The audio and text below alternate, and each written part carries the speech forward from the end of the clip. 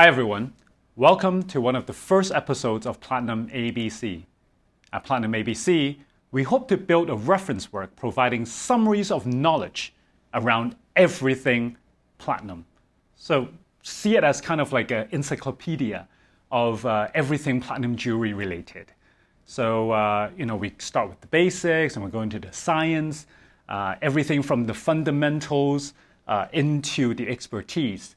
So because we have it called ABC, so it's going to be like A for alloy and A for amorphous metal, and then we move on to B for bimetal, C for casting, so hence the name ABC. And you know what?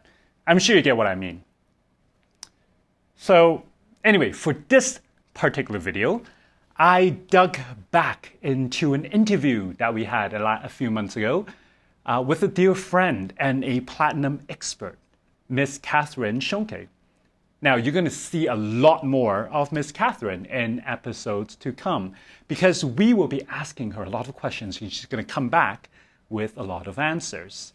But in this particular video, though, it was our first time catching up with her when she last visited China.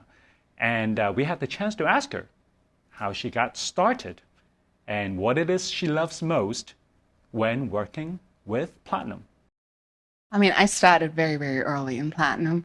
My father is a platinum bench jeweler, so I grew up in a jewelry workshop, and already at the age of 5, I helped my dad around the workshop and made wires and, helped him out.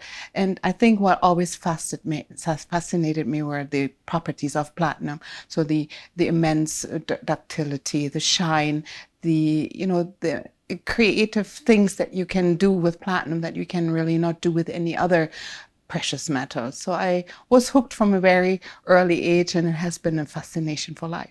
What would you say is like the most differentiating, unique aspect of platinum compared to other metals?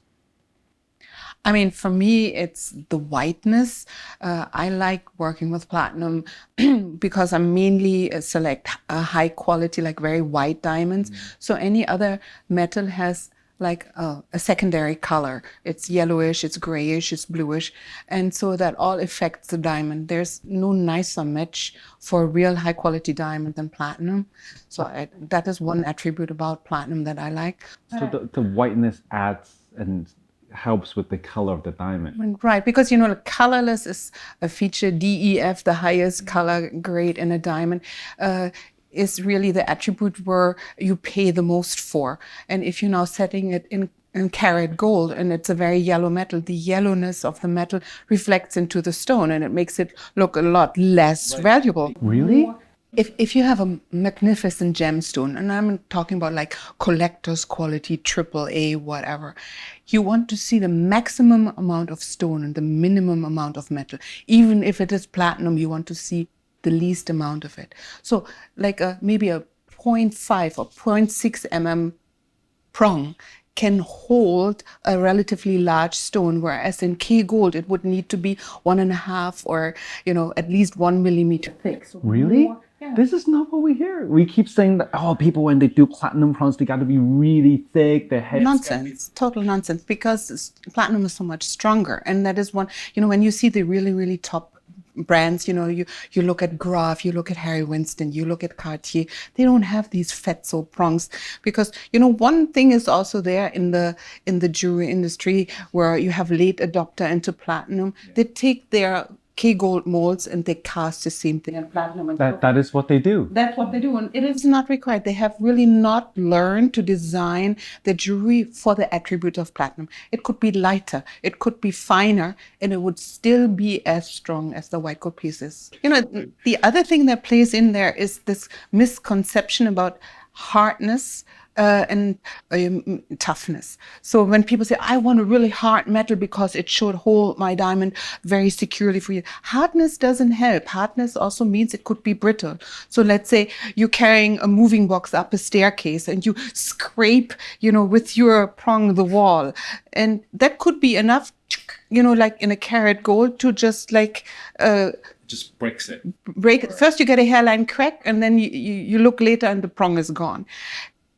Platinum would only slightly, be shifted, would displaced, but it is still in place because it has these, elastic properties. So even if you think of, like what can happen, you grab a key ring, there is like the impact of a sharp item.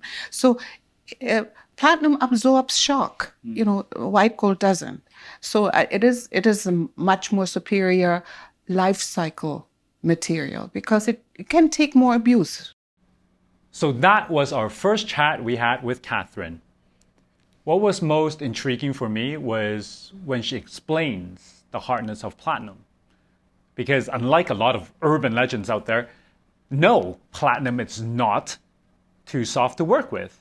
Platinum is not too soft to set gems. In fact, platinum is the best metal you can set your precious stones upon. Now all you need is the right alloy. And when it comes to hardness, it really depends on the design and the required structure. I know, I'm not giving you a straight answer. It's because it's not a one-size-fits-all solution. But I guarantee you, it might not be simple, but it isn't complicated neither once you get to the fundamentals of it. So worry not, we'll be covering a lot of these topics into greater details in the episodes to come.